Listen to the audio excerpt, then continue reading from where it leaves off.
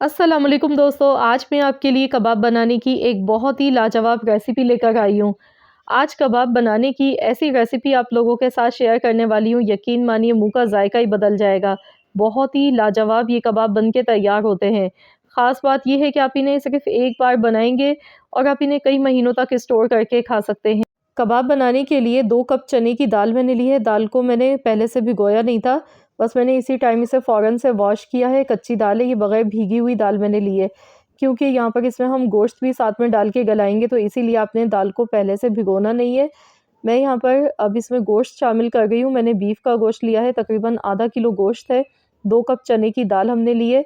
तो जब भी कबाब बनाएँ तो कोशिश करें कि आप गोश्त की बोटियाँ लें इस तरह से, कीमा ना लें। कीमा डालने की वजह से फिर कबाब में रेशा बिल्कुल भी नज़र नहीं आता है और कबाब ज़ायकेदार भी नहीं बनते। हमेशा कबाब जब भी बनाएँ तो बोटी के साथ बनाएँ। 1 चम्मच मैंने नमक हस्ब ज़रूरत इसमें ऐड किया, आधा चम्मच हल्दी पाउडर, 1 टेबल स्पून कुटा हुआ धनिया इसमें ऐड कर दिया है, पिसी हुई लाल मिर्च का पाउडर इसमें गया है 1 चम्मच। अब साबुत खड़े गरम मसालों में 2 बड़ी इलायची, 1 बादियान का फूल, 2 दालचीनी के टुकड़े लिए हैं, 5 अदद लौंग है, काली मिर्च है यहाँ पे थोड़ी-सी, ज़ीरा मैंने लिया है 1 टेबल स्पून।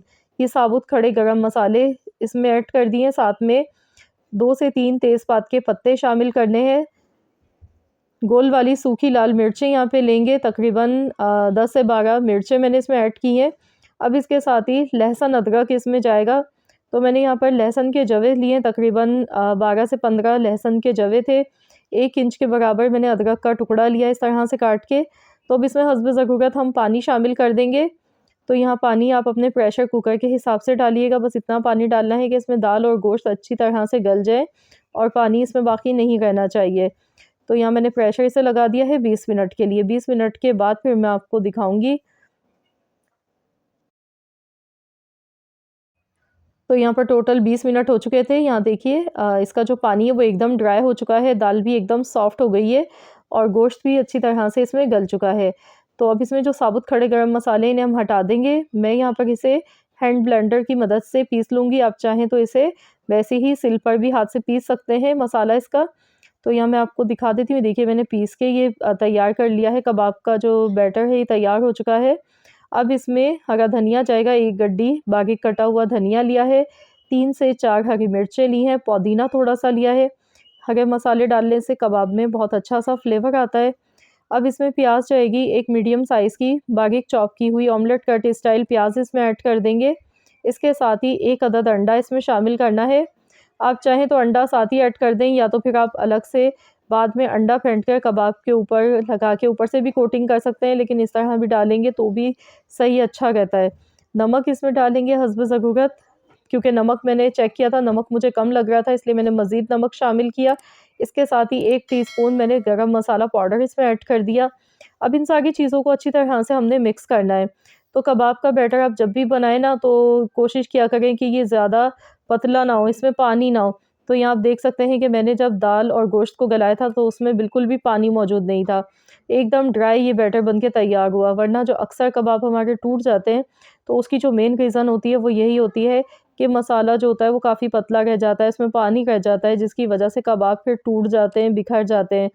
तो इसीलिए जब भी आप कबाब का मसाला पीसें तो कोशिश करें कि वो इसी तरह का थिक होना चाहिए। अगर आपका मसाला थोड़ा-सा गीला रह जाता है, तो फिर आप उसमें कॉर्नफ्लोर ऐड कर लें।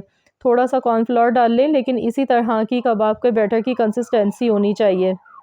तो यहाँ पर मीडियम साइज़ के मैंने कबाब बना के तैयार किए हैं। तो यहाँ देखिए कितने ढेर सारे कबाब बन के तैयार हो चुके हैं। तो इस टाइम पर आप इन्हें अगर फ्रीज़ करना चाहते हैं तो आप इन्हें फ्रीज़र में रख सकते हैं और आप इन्हें स्टोर करके 3 से 4 महीने तक इस्तेमाल कर सकते हैं।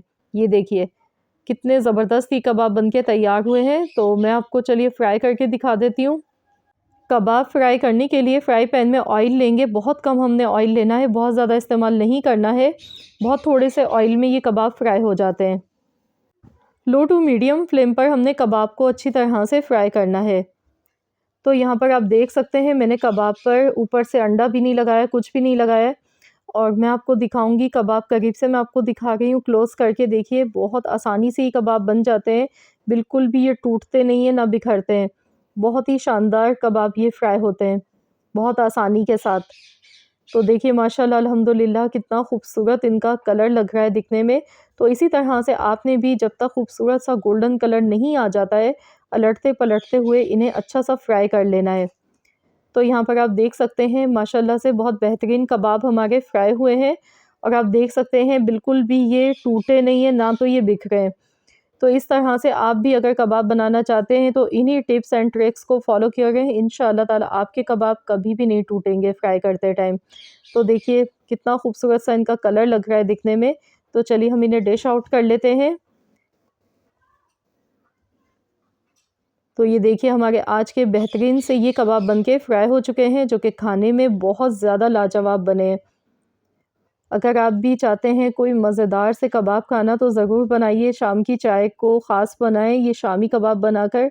इस तरह से शामी कबाब ज़रूर बनाकर देखिएगा, इंशाअल्लाह ताला आप सबको बेहद पसंद आएगी ये रेसिपी। आई होप कि आप सबको मेरी आज की ये रेसिपी ज़रूर पसंद आई होगी। रेसिपी अच्छी लगी है तो वीडियो को लाइक ज़रूर कीजिएगा।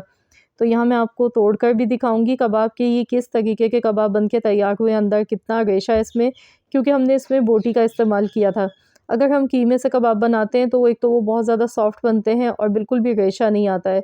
शामी कबाब खाने का तभी मज़ा आता है जब इसमें रेशा नज़र आता है गोश्त का। तो बहुत ही रेशेदार मज़ेदार से ये कबाब हमारे बिल्कुल तैयार हो चुके हैं। गरम-गरम आप बनाएँ, फ्राई करें, चाय के साथ एंजॉय करें। रेसिपी पसंद आई तो वीडियो को लाइक कर दें, शेयर कर दें। चैनल पर नए हैं तो सब्सक्राइब कर लें। मिलते हैं इंशाअल्लाह ताला एक और नई रेसिपी के साथ। तो जब तक के लिए अल्लाह हाफ़िज़।